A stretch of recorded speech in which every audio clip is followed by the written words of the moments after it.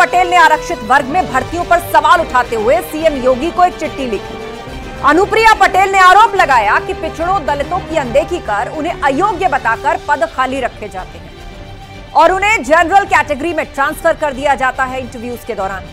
अब Uttar Pradesh public service commission ने इसका जवाब दिया है। यूपी पीएससी ने अनुप्रिया पटेल के आरोपों को बेबुनियाद करार दिया और नियमावली के साथ बताया कि आयोग के पास ऐसा अधिकार ही नहीं है। और रही बात खाली पदों के जनरल कैटेगरी में ट्रांसफर की, तो ऐसा संभव ही नहीं, बल्कि जो पद खाली रह जाते हैं वो उसी वर्ग में अगली भर्ती में कैरी फॉरवर्ड कर दिए जाते हैं। ऐसे में अब सवाल ये कि आखिर अनुप्रिया की सीएम योगी को भेजी गई इस शिकायती चिट्ठी के पीछे असली मंशा क्या है? क्या 2024 में किसके दलित वोट बैंक की फिक्र में उन्होंने आरक्षण का जिक्र किया? केंद्र सरकार में मंत्री अनुप्रिया पटेल एनडीए की पुरानी सहयोगी हैं और 2024 के चुनाव में उनकी पार्टी को भी अच्छा खासा नुकसान झेलना पड़ा है। आखिर अनुप्रिया आरक्षण पर यह सियासी खेल क्यों खेल रही हैं? आज इसी सवाल को लेकर महाबहस में सियासी चर्चा, लेकिन पहले यह रिपोर्ट।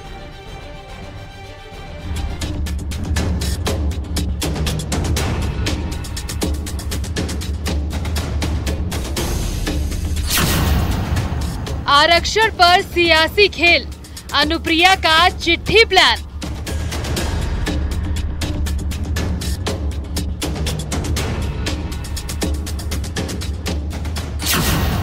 वोटों की फिक्र, इसीलिए आरक्षण का जिक्र।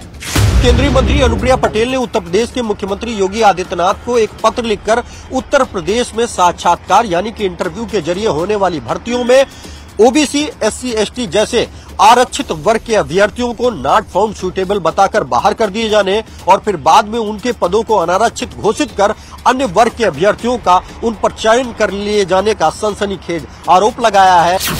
भर्ती पर अनुप्रिया के सवाल, यूपीपीएससी बोला बेबुनियाद।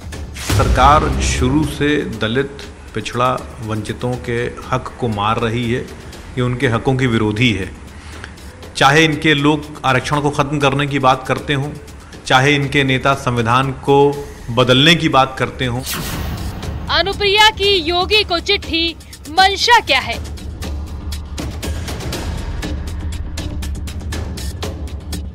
अनुप्रिया पटेल मंत्री हैं केंद्र में और आयोग को वो चिट्ठी लिख रही हैं और तथ्य भी है कि लगातार जो जगहें आरक्षित है ओबीसी, एससी, एसटी के लिए उन पे जो नियुक्तियां निकल रही हैं सवर्णों की, ये कहकर कि वो ऐसे मापदंड नहीं हैं, उनको भर्ती की जा रही है। आयोग ने भी एक बड़ा अजीब सा जवाब दिया है। आरक्षण पर आमने सामने अनुप्रिया वर्सेस यूपी पीएससी।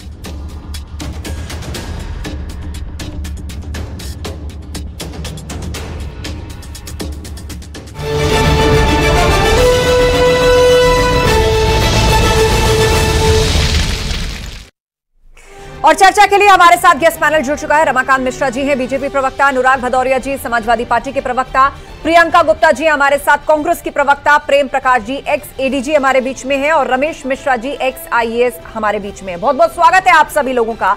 चर्चा की शुरुआत करते हैं और पहले सवाल रमाकांत मिश्रा जी आपसे यही कि 2024 के चुनाव में भाजपा को जो एनडीए को यूपी में सेटबैक लगा है, मतलब दलित, ओबीसी वोटर्स का जो शिफ्ट एकदम से हुआ है, उसके बाद इसको देखा जा रहा है जोड़कर कि अनुप्रिया पटेल ने मुख्यमंत्री योगी को यह चिट्ठी लिख दी और सवाल वही उठा दिया जो विपक्षी दल लगातार कई साल से कह रहे हैं कि ओबीसीज या एससी एसटी का आरक्षण जनरल कैटेगरी को दिया जा रहा है।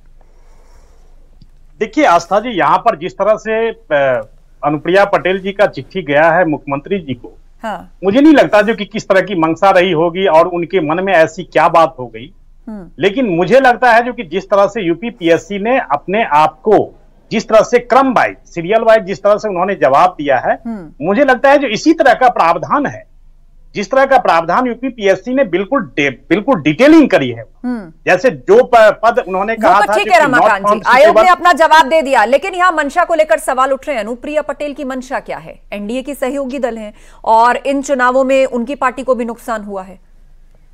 ठीक है, मैं ये चीज नहीं कह रहा हूं जो कि अनुप्रिया पटेल जी का जिज्ञासा नहीं रहा होगा। मुझे लगता है हो सकता है जिज्ञासा रही हो, लेकिन जिज्ञासा होने के बाद अगर कोई चीज सामने आ रही है और पब्लिक डोमेन में आ रही है तो मुझे लगता है ये बहुत अच्छी बात है, इसमें कहीं कोई दो मत नहीं है, क्योंकि यूपी पीएससी ने जिस तरह से डिटेलिंग करी है इसमें मुझे लगता है जो कि जनता को भी पूरी तरह से पता चल गया होगा, जो कि नॉट फाउंड सुटेबल या नॉट। आयोग ने यही कहा है कि जो सीटें खाली रह जाती हैं उनको कैरी फॉरवर्ड किया जाता है अगली भर्ती में। मैं लौटूंगी आपके पास। मैं अनुराग भदौरिया जी का रुख करती हूं। अनुराग जी, आप लोग भी ये सवाल बहुत सालों से उठा रहे हैं, खासतौर पर 69,000 शिक्षक भर्ती जो थी उससे जोड़कर विपक्षी दल ये कह रहे हैं कि यहाँ जो आरक्षण था वो जनरल कैटेगरी को दे दिया गया, लेकिन अनुप्रिया पटेल की चिट्ठी के माध्यम से ही सही आयोग का जवाब आया है कि ऐसा ना तो पॉसिबल है और ना ही ऐसा कभी किया गया है। देखिए, एक चीज मान के चलिए कि 69,000 शिक्षक भर्ती घोटाले को लेके हम समाजवादी लोग हमेशा से इस पे सरकार को चिताते रहे हैं और वो लोग धरने पे बैठे, लेकिन सरकार कहाँ सुनती है।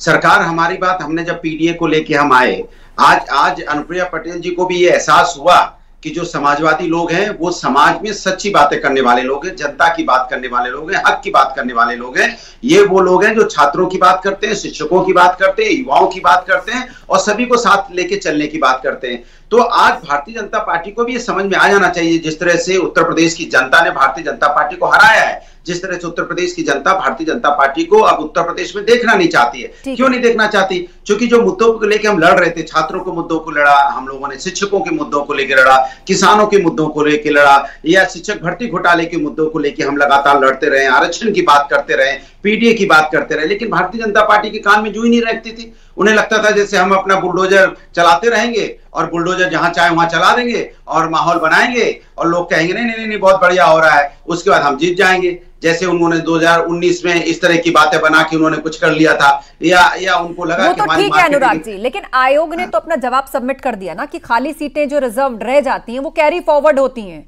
उनमें किसी भी तरह की रिक्रूटमेंट नहीं होती है। देखिए मेरे आपसे एक सीधा सा सवाल, उस 69,000 शिक्षक भर्ती जो हुआ उसमें क्या कैरी फॉरवर्ड वहां पे कैरी फॉरवर्ड करने की क्या जरूरत थी? आपके पास जो वैकेंसी थी आप उनको वैकेंसी दे देते भाई, उनके आरक्षण के हिसाब से दे देते। किसने कहा कैरी फॉरवर्ड करने की जरूरत है? सवाल ये उठता है कि आपकी मंशा नहीं है किसी को रोजगार देने में, आपकी मंशा नहीं, इस पर जवाब रमाकांत जी देना चाहते हैं। ऊपर शंका होती है ना, आपकी नियत साफ नहीं है कि यहाँ पे आप ओबीसी को या उसके जो वहाँ पे जो अदर कास्ट SC ST है उनका सम्मान कर पाए। आस्था जी, अभी अनुराग जी कह रहे थे जो कि नहीं 69 को कैसे कैरी फॉरवर्ड कर दिया गया। मैं कहता हूँ क्या अयोग्य व्यक्ति को वहां पर दे दिया जाता क्या? मैं इन्हीं से पूछना चाहता हूँ, क्या अपने समय में, अरे भाई 2017 से पहले 2017 से पहले अनुराग जी सुन लीजिए। अरे भैया प्रणाम अनुराग जी, उत्तर प्रदेश की, अरे अनुराग जी सुन लीजिए भाई, जवाब सुन लीजिए भाई, जवाब सुन लीजिए, आयोग बता देंगे, सुन लीजिए भाई, भैया इन्हीं के वोट पे आप जीते हो, इन्हीं के वोट पे आप अनुराग जी जवाब सुन लीजिए, बोलिए। मैं मात्र इतना कहता हूँ, और भी पैनलिस्ट हैं हमारे बीच में, रमाकांत जी का जवाब, उसके बाद सबसे कमेंट लेते हैं। मैं 2017 से पहले की बात कर रहा हूँ। आपने अयोग्यों को भी, आपने अयोग्यों को, अरे सुन लीजिए भाई, ही नहीं पानी तक की तो सुनते नहीं है। अनुराग जी शांत हो जाइए, ठीक है, बहुत सारे मुद्दे होंगे आपके पास स्टूडेंट से रिलेटेड, लेकिन एक एक करके जवाब लेते हैं ना। आरक्षण पर बात चल रही है, 69,000 शिक्षक भर्ती पर बात चल रही है। रमाकांत जी आपका ये कहना है, एक सेकंड, रमाकांत जी आपका ये कहना है कि जो एलिजिबल नहीं है, कोटे में सीटें खाली अगर हैं भी तो उनको नहीं दी जा सकती, उनको कैरी फॉरवर्ड किया जाएगा, ये नियम है, ये कहना चाहते हैं आस्था जी? बिल्कुल मैं यही चीज कहना चाहता हूँ। जो अयोग्य है, जैसे 2017 से पहले इन्होंने अयोग्यों को भी भर्ती कर लिया। हमारे उत्तर प्रदेश में युवा बहुत योग्य है भाई, आप उनसे मिलके देखिए, बात करके देखिए, उनसे बात तो कीजिए, उनके उनसे बात तो कीजिए, उनका इंटरव्यू तो लीजिए जरा। इंटरव्यू में गुना सामने नजर तो मिलाइए उनसे। उत्तर प्रदेश के लोग हैं, वो पढ़े लिखे लड़के हैं, आप उनको योग बता देते हो। पढ़े लिखे लड़के हैं, लेकिन जब काउंसलिंग या इंटरव्यू, बाकी सभी क्राइटेरियाज को मिला के स्कोर तैयार किया जाता है, उसके आधार पर तय होता है कि किसको कौन सी सीट मिलेगी, किसको काउंसलिंग के लिए बुलाया जाएगा, क्या चॉइस होगा। लौटेंगे इस पर, बहुत लंबी है बहस है। प्रियंका गुप्ता जी हमारे बीच में, कांग्रेस की प्रवक्ता। प्रियंका जी बताइए, अभी भी आप लोग पीडीए के साथ हैं, अनुप्रिया पटेल की चिट्ठी, उनकी मंशा पर सवाल और आयोग का जवाब कि रिजर्वेशन का लाभ उसे ही मिलता है जो योग्य है, खाली सीट कैरी फॉरवर्ड होती है, जनरल में नहीं बंटती। देखिए आस्था जी, सबसे पहले तो मैं ये कहना चाहूंगी कि अनुप्रिया जी को ये पता चल गया है कि उनका जनाधार किस तरह से एनडीए के साथ में घटता चला जा रहा है। आज जरूरत है कि इन मुद्दों को उठाया जाए, क्योंकि ये मुद्दे कहीं ना कहीं अनदेखे किए गए थे। और आज जरूरत है कि ये बताने की कि जो दलित का बच्चा होता है, जो ओबीसी का बच्चा होता है, वो उन समान परिस्थितियों में नहीं होता जिसमें एक सामान्य बच्चे की पढ़ाई होती है।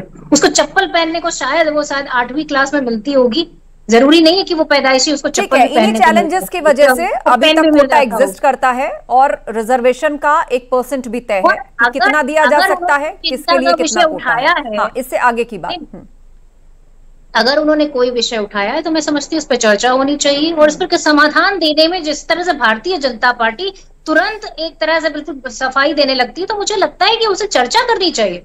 ये बात एक बहुत महत्वपूर्ण विषय उन्होंने उठाया है और मैं समझती हूँ कि इस पर चर्चा होनी चाहिए, इसका समाधान निकलना चाहिए और जो भी बेस्ट पॉसिबल हो वो किया जाना चाहिए। ऐसा नहीं कि बस नहीं नहीं नहीं नहीं नहीं नहीं ये तो हम होता ही नहीं, ये तो हम करते ही नहीं, आयोग ने भी कह दिया, सबने सफाई दे दी। आपका जवाब आ गया। मैं लौटूंगी प्रेम प्रकाश जी और रमेश मिश्रा जी, आप दोनों से मेरा सवाल है। पहले कमेंट प्रेम प्रकाश जी आपसे, क्योंकि आप दोनों ही प्रशासनिक सेवा में रहे हैं, सरकारी नौकरियों में रहे हैं और जब भी गवर्नमेंट जॉब की बात आती है आरक्षण का मुद्दा ज्वलंत रूप से उठता है। और यूपी में पूर्व में जो भर्ती हुई, स्पेशली 69,000 का ही हम उदाहरण ले लेते हैं, जो टीचिंग की भर्तियां थी, उसमें ये आरोप लगाए गए कि जो ओबीसी आरक्षण था उसको जनरल कैटेगरी में बांट दिया गया। यही बात अनुप्रिया पटेल भी चिट्ठी में लिख रही हैं कि उन्होंने चिंता जताई है, जबकि आयोग ने सफाई दी है कि ये कैरी फॉरवर्ड होता है। सिस्टम की बात करें, व्यवस्था की बात करें, तो आप इसे किस प्रकार समझाना चाहेंगे? प्रेम प्रकाश जी। देखिए, आरक्षण के संबंध में कभी भी कोई भी सरकार रही हो, उनकी नीयत साफ नहीं रही है। कोई भी सरकार पूर्व में पर लोगों को चिंता इस बात की है कि आरक्षण को कब समाप्त किया जाए।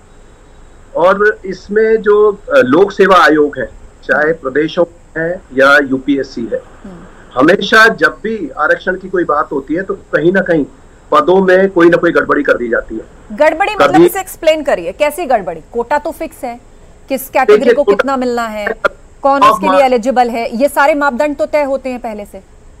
देखिए, तय होते हैं, लेकिन आप कई सारे जो पूर्व मेंबर्स रहे हैं, जो इसका रहे हैं, मेरी लगातार उन लोगों से बातचीत होती है कि वहां कई बार इसको बिल्कुल ऐसे सर्कमवेंट किया जाता है रूल्स को कि उसका नुकसान जो आरक्षित श्रेणी से जो कैंडिडेट्स आते हैं उनको होता है। आपको एक ज्वलंत एग्जाम, टीना डाल ने टॉप किया यूपीएससी में, ठीक है, फर्स्ट पोजीशन आई, लेकिन उसको बाद में बता दिया कि आपने प्रीलिम्स जो है रिलैक्स स्टैंडर्ड पे पास किया था, इसलिए आपको जनरल कैटेगरी में नहीं लिया जा रहा। एक टॉपर जो नंबर 1 पोजीशन पे ला रहा है, उसके लिए भी कोई ऐसा रूल निकाल के लाया जाता है कि उसको आरक्षित श्रेणी में ही रखा जाता है। तो ये जो मंशा ये नहीं है आरक्षण की, आरक्षण एक रिप्रेजेंटेशन है, एक निश्चित जो एक संख्या समाज का जो वंचित वर्ग है उसके लिए ये एक व्यवस्था है कि सभी को अपॉर्चुनिटीज में इक्वल रिप्रेजेंटेशन मिले। मैं डिबेट में लौटूंगी, लेकिन इस बीच एक बड़ी खबर दे देते हैं। यूपी विधानसभा उपचुनाव से जुड़ी हुई बड़ी खबर आ रही है। पीडीएम गठबंधन उपचुनाव में उतारेगा प्रत्याशी अपना दल कमेरावादी। एआईएमआईएम उपचुनाव लड़ेगी। पल्लवी पटेल ओवैसी ने मिलकर यह गठबंधन किया है। यूपी में 10 विधानसभा सीटों पर उपचुनाव होना है और उसके लिए यह महत्वपूर्ण खबर है। पीडीएम गठबंधन उपचुनाव में अपने प्रत्याशी उतारेगा, यानी अपना दल के कमेरावादी और एआईएमआईएम ओवैसी की पार्टी, ये दोनों मिलकर के चुनाव लड़ेंगे और अपने प्रत्याशी उतारेंगे सभी 10 सीटों पर। बहरहाल डिबेट में लौटते हैं और हमारे बीच में इस वक्त पूर्व आईएएस रमेश मिश्रा जी जुड़े हुए हैं। रमेश जी, बार बार इंटरव्यू या काउंसलिंग पर सवाल उठाया जाता है कि सारी हेरफेर या उसकी गुंजाइश वहीं होती है, क्या यह पॉसिबल है? देखिए, अगर सरकार की अधिकारियों की नीयत साफ है, ठीक है, तो गड़बड़ी नहीं हो सकती है। क्योंकि प्राविधान, मैं तो लगभग 36 साल मैंने नौकरी करी जी। मैं एसडीएम था, कांग्रेस की सरकार थी, मुलायम सिंह की सरकार देखी, मायावती की सरकार देखी, सब में ये नियम आ रहा है कि जो आरक्षित श्रेणी का कोटा पूरा किया जाए, और अगर नहीं होता है उसकी मेरिट भी कम आ रही है। मेरिट भी एक सीमा तक, उस पीरियड को आप कहिए कि मेडिकल जैसे एग्जामिनेशन है, मेडिकल में आप 80 नंबर का सिलेक्शन कर रहे हैं मेरिट पे, और 10 नंबर पाने वाले को भी आप मेडिकल में पास कर दें, सिर्फ इसलिए वो तो जनता के साथ उसको हत्या के बराबर होगा ना। इसलिए कि अभी कोटे में सीटें खाली हैं, वो भरी जाती है। वो जो आयोग ने कहा है सुनिए, आयोग ने जो जवाब दिया है बिल्कुल सही है, और ये आयोग ही में नहीं है, जिला स्तर पे मैंने एसडीएम के रूप में, एडीएम के रूप में, सीडीओ के रूप में, डीएम के रूप में मैंने नियुक्तियां करी हैं। ठीक है। और आरक्षण कोटा हम लोग पूरा करते हैं, और चांस की बात है कि पब्लिक सर्विस कमीशन में या नहीं कोई योग्य मिल पाया तो उन्होंने कैरी फॉरवर्ड किया। लेकिन एक चीज मैं आपको बता दूं, अभी मैं सुन रहा था बातों को, सर्विसेज में जो सिलेक्शन हो रहा है उसमें जो आरक्षण जितना है उसका दुगना सिलेक्शन आरक्षित वर्ग को मिल रहा है, जनरल कैटेगरी में जाके उनको किया जा रहा है। तो ये कहना कि साहब आरक्षित वर्ग के प्रति आयोग या कोई आदमी दुर्भावना रखता है, बहुत ही मेलाफाइड बात है, नियत खराब है। ये राजनीतिक उद्देश्य से अभी समय मतलब तो माहौल देश में चल रहा है, आरक्षण 1000 साल हम लोग गुलाम, सुनिए मुझे बोलने दीजिए, 1000 सुनिए, अरे 1000 साल गुलामी हम लोगों ने झेली है, 100 साल आजादी का नहीं हुआ, फिर आपस में लड़ने लगे हम लोग।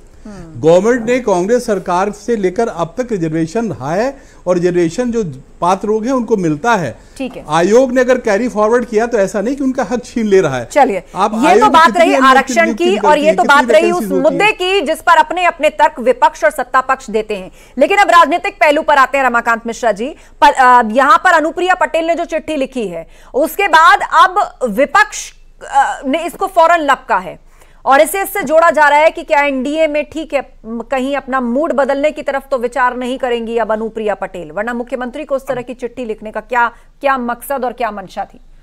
आस्था जी, मैं उनके मंशा के ऊपर में कोई सवाल नहीं कर रहा है, उनकी जिज्ञासा रही होगी, मैं ये नहीं कहता हूं, लेकिन जो भी जिज्ञासा रही हो, उन्होंने बिल्कुल जिज्ञासा का जवाब तो आयोग से मिल गया होगा, लेकिन मुख्यमंत्री के नाम चिट्ठी लिख रही हैं और पूछ रही हैं, चिंता जता रही हैं दलितों और खासतौर पर आरक्षण को लेकर, तो ये सवाल तो पूछा जाएगा ना कि क्या चल रहा है, पुनर्विचार तो नहीं कर रही।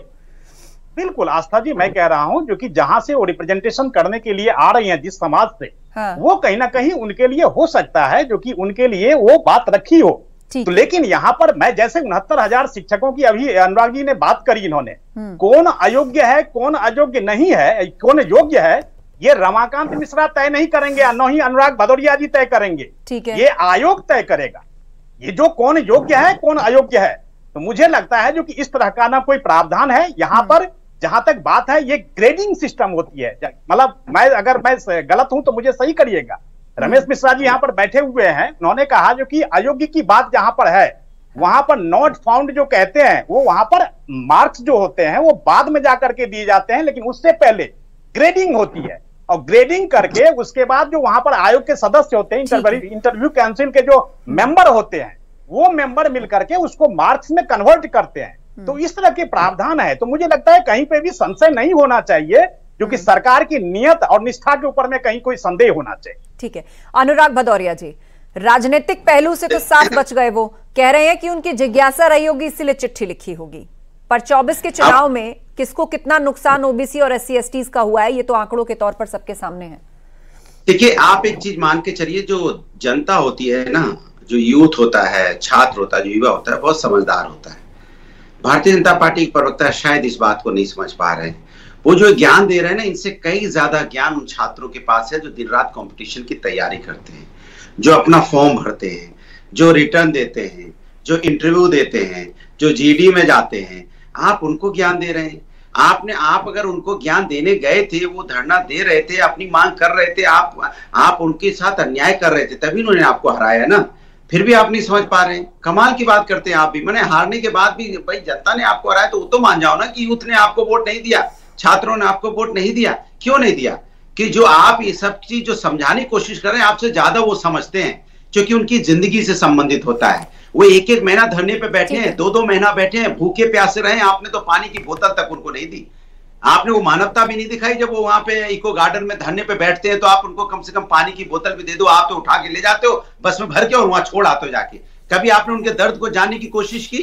कभी आपका कोई मंत्री उनसे मिलने गया? वो तो उत्तर प्रदेश के बच्चे हैं ना, हमारे आपके बच्चे हैं, कोई बाहर से तो आए नहीं है वो बच्चे तकलीफ में, हमारे बच्चियां तकलीफ में। कब उनका दर्द बांटने की आपने कोशिश की? कौन मंत्री उनसे मिलने गया? कभी बताइए। अब मैं आपसे पूछना चाहता हूं, एक फोटो आप दिखा दीजिए कि आपका मंत्री को गार्डन में या कहीं जहां धरना दे रहे हो मिलने गया हो, आपका सेक्रेटरी कोई मिलने गया हो, या आपका चीफ सेक्रेटरी कोई मिलने गया हो। आप उनको कुछ समझते ही नहीं हो, क्योंकि आप उनकी चिंता करना नहीं चाहते। आपने कभी उनकी चिंता की कोशिश नहीं की कि वो बेचारे कैसे कितना परेशान अपना हक मांगने के लिए। रमाकांत जी, स्टूडेंट्स का ये जो आंदोलन था, हक मांग रहे थे जो आप नहीं दे पाए, कुछ समय से लगातार किसी ना किसी फॉर्म में चल रहा था, तो आपको लगता है कि उनके और उनके परिवार की कहीं ना कहीं जो तकलीफ थी उसे समझने में आप लोग चूक गए? और वही बात जो विपक्ष कह रहा था कि जिसको अपॉर्चुनिटी नहीं मिली या जो आंदोलनकारी था उसके परिवार में अगर 4 सदस्य भी हैं तो ये सीधे सीधे वोटर विपक्ष का हो गया। देखिए, मैं एक चीज यहां पर जरूर स्पष्ट करना चाहूंगा, क्योंकि जिस तरह का जो रिजल्ट आया या आंकड़े आए, निश्चित तौर पर हो सकता है कहीं ना कहीं चाहे वो संगठन के तौर पर हो या जनता में, हो सकता है किसी तरह की निराशा रही हो सरकार के प्रति। मैं ये नहीं कह रहा हूं, क्योंकि स्वीकार करना हमारा काम है, क्योंकि हम उस पार्टी से ताल्लुक रखते हैं जहां पर हमने अपनी, अरे भाई संगठन की कमी बोल देंगे, लेकिन आपने युवाओं के साथ अन्याय किया वो नहीं बोलेंगे। आप छात्रों के साथ अन्याय किया, आप बोले ना हमने अन्याय किया छात्रों। आस्था जी सुन लीजिए, हमने यहाँ पे हमारे यहाँ पुलिस भर्ती घोटाला हुआ है, बोलिए ना आप, बोलिए आप 60 लाख बच्चों के लिए पर्चा लीक हो गया। अनुराग जी, मैं एक चीज कहना चाह रहा हूँ, अगर छात्रों ने आंदोलन किया और छात्र प्यासे रह गए, वहां पर पानी लेकर के क्या अखिलेश यादव जी पहुंचे? क्या पर्चा लीक हो जाता है? पानी लेकर के क्या अखिलेश यादव जी पहुंचे? और इसीलिए पर्चा लीक हो रहा है, अखिलेश यादव जी पहुंचे क्या? इसीलिए उन्होंने वोट दे दिया अखिलेश यादव जी विषय पर बोलिए, समाजवादी पार्टी को। अरे अगर इतनी ही चिंता थी तो 2017 से पहले कि आपने वोट के बना करके जवाब दिया था, तभी आप समझ रहे हैं, तभी आप अपना संगठन में कमी खोजने की कोशिश कर रहे हैं। अरे जनता का सम्मान कीजिए, संगठन के चक्कर में आप पड़े हैं। जनता ने आपको आईना दिखाया है। अरे कोई संगठन काम नहीं आता, आज आप सफाई देने की कोशिश कर रहे हैं, क्योंकि आंकड़े के साथ अन्याय किया है, महिलाओं के साथ अन्याय हुआ है, परिवारों के साथ अन्याय हुआ है। आपने यहाँ माफिया पैदा कर दिए, भ्रष्टाचारी पैदा कर दिए, और आप खोज रहे संगठन में कमी। अरे आप खोजिए कमी, जो आपने दर्द दिया है, जो बुलडोजर आपने बेवजह चला दिया लोगों के ऊपर में, बेवजह आपने घर तोड़ दिए, बने बनाए घर तोड़ दिए, और आप यहाँ संगठन में कमी खोज रहे हो। करके बोलिए आप दोनों, आप लोग कभी भी करके बोलिए आप दोनों। अनुराग जी शांत हो जाइए, उनको जवाब देने दीजिए। रमाकांत जी 10 सेकंड। मैं कह रहा हूं कि आस्था जी, सरकार छात्रों के साथ खड़ी है। कहीं पे भी आरक्षण हो, चाहे ओबीसी हो, एससी हो, एसटी हो, कहीं पे भी उन्होंने किसी तरह का पानी तो पिला दिया करो प्रभु। अरे पानी तो भिजवा दिया करो। मैं आपसे पूछ रहा हूँ, सरकार पानी तो भिजवा दिया करे, कम से कम जब वो धरने पे बैठते हैं पानी तक तो भिजवाते नहीं हो, और कहते हो हम साथ खड़े हैं। अरे आप तो छोड़ देते हो, वो तो हम लोग हैं जो वहाँ पे खड़े हो जाते हैं, पानी से लेके सारी व्यवस्थाएं करते हैं, बेचारे अधिकारी लड़ रहे हैं, सब उनके साथ खड़े हैं। आप लोग तो अपना बस भर के आके छोड़ जाते हो, जैसे लगता है हमारे अपने बच्चे नहीं है, बस में भरते हो, इको गार्डन में पटक आते हो, जाके ऐसे पटकते हो जैसे लगता है कि आपको कोई एक सेकंड अनुराग जी, नहीं, आपका खून ही नहीं है। वो कमाल की बात करते हो, यहाँ बैठ के लंबी लंबी बातें करते हो, शर्म आनी चाहिए आपको। ऐसी बात करते हो कि अपने बच्चों को पानी तक नहीं पिला सकते आप, पंखे तक की व्यवस्था नहीं करते आप, वो हम लोग करते जाके हमें दर्द होता है। आप दोनों शांत हो जाइए। नहीं, आप दोनों शांत हो जाइए, दोनों अपनी बात को रख चुके हैं, आप दोनों अपनी बात को रख चुके हैं, आप शांत हो जाइए। प्रियंका गुप्ता जी, अब उत्तर प्रदेश में 10 सीटों पर उपचुनाव होने जा रहा है, एक बार फिर से यही मुद्दा उठेगा? आस्था जी, एक बार फिर से यही मुद्दा उठेगा, और हर बार उठेगा, और संसद से लेकर सड़क तक उठेगा। जब संसद में आवाज और माइक बंद किया जाएगा तो ये मुद्दा सड़कों पर उठेगा। इस बार विपक्ष पूरी तरह से जनता के साथ खड़ा और जनता की आवाज बनकर खड़ा है। ये पेपर की बात चल रही है ना, सैकड़ों पेपर लीक हो चुके हैं इस देश में, 70 से ज्यादा पेपर इस देश में लीक हो गए। उस पर क्या जवाब देगी भारतीय जनता पार्टी? पूछना चाहती हूँ, उत्तर प्रदेश में लगातार जो दर्जनों पेपर लीक हुए, उस पर क्या जवाब देना चाहती है ये भारतीय जनता पार्टी? बड़े बड़े आदर्शवाद की बातें करते हैं। आप बताइए, नीट जैसी परीक्षाएं जिसमें बच्चे के परिवार से लेके बच्चा पूरी तरीके से 10वीं क्लास के बाद मेहनत करना स्टार्ट कर देता है, उसके घर वाले अपने खून पसीने की कमाई से उसको पढ़ाते हैं, और उसके बाद एंड टाइम पर उसका पेपर जब लीक हो जाता है, उसका जिम्मेदार कौन है? और शिक्षा मंत्री ने आज तक इस्तीफा क्यों नहीं दिया? इसकी जिम्मेदारी कौन लेगा? पूछिए इनसे कि अभी तक जो NTA की जो नेशनल टेस्टिंग एजेंसी, उसके चेयरमैन का इस्तीफा क्यों नहीं हुआ? जिम्मेदारी कौन लेगा? परीक्षा पर तो चर्चा घंटों होती है, परीक्षा पे चर्चा, प्रधानमंत्री जी घंटों बच्चों को ये सिखाते हैं कि पेपर कैसे देना है, पेपर कैसे जो है पढ़ना है। ये नहीं जिम्मेदारी उन्होंने डिसाइड की कि पेपर लीक नहीं होना चाहिए। कुल मिलाकर जब यूथ से जुड़ा हुआ इशू, खास तौर पर रिजर्वेशन और सरकारी नौकरियों से जुड़ा हुआ इशू, और जब उस पर राजनीति शुरू हो जाए तो क्या उसका समाधान निकल सकता है? प्रेम प्रकाश जी, आपसे समझना चाहेंगे, आप देख रहे हैं किस तरह से राजनीति शुरू हो चुकी है। अनुप्रिया पटेल ने चिट्ठी लिख दी है क्योंकि उनका वोटर है ओबीसी और दलित, उनको नुकसान हुआ है तो उन्होंने चिट्ठी लिख करके आयोग से भी पूछ लिया, मुख्यमंत्री से भी पूछ लिया। कुल मिलाकर इस इश्यूज में राजनीति की जब एंट्री होती है तो समाधान में समय लग जाता है, लटकने अटकने की गुंजाइश ज्यादा होती है।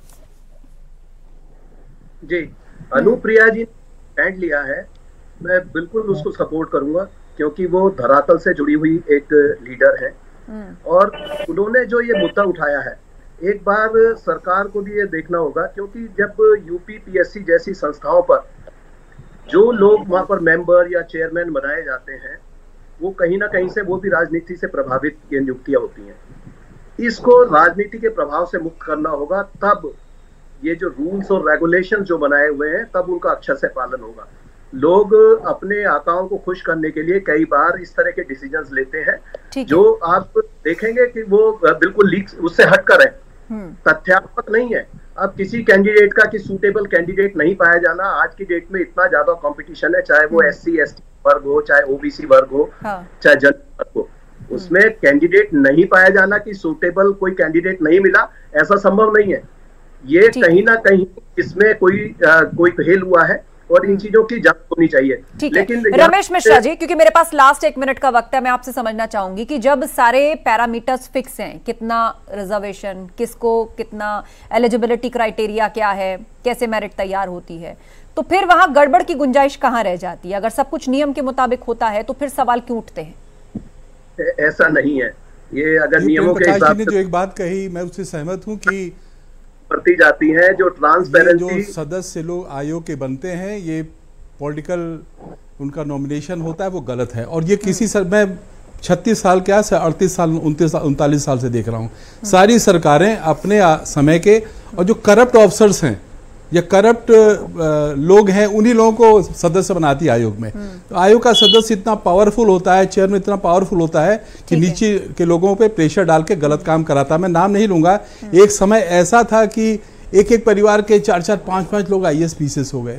तो ये तो हमारा सिस्टम इतना, आप GRE का एग्जाम सोचिए, हमारे देश में ये होता है, अमेरिका GRE का एग्जामिनेशन हर 6 महीने पे कराता है, गड़बड़ी की आप आशंका जता रहे हैं, तो फिर आप ये कहना चाहते हैं कि ये तो दशकों से हो रहा है, इसकी गुंजाइश दशकों से बनी हुई है। लेकिन कुल मिलाकर लबोलुआब और निचोड़ यही कि यूथ के इंटरेस्ट और यूथ के भविष्य के साथ खिलवाड़ नहीं होना चाहिए। व्यवस्था इतनी पक्की होनी चाहिए कि हर एलिजिबल कैंडिडेट को उसका अधिकार और सुरक्षित भविष्य मिले। आप सभी मेहमानों का शुक्रिया इस चर्चा में शामिल होने के लिए। तो कुल मिलाकर अनुप्रिया पटेल ने जो चिट्ठी लिखी, यूपीपीएससी ने उनके आरोपों को बेबुनियाद करार दिया है और नियमावली के साथ बताया है कि आयोग के पास ऐसा अधिकार ही नहीं है कि वो आरक्षित वर्ग की सीटों को जनरल कैटेगरी को दे दे, और खाली पदों के जनरल कैटेगरी में ट्रांसफर की तो संभावना ही नहीं है। जो पद खाली रहते हैं उसे उसी वर्ग में अगली भर्ती के कैरी फॉरवर्ड कर दिए जाते हैं। लेकिन अब इस पर राजनीति जमकर हो गई है, क्योंकि 2024 के चुनावों में जो SC ST और OBC वोटर्स का नुकसान NDA को हुआ है,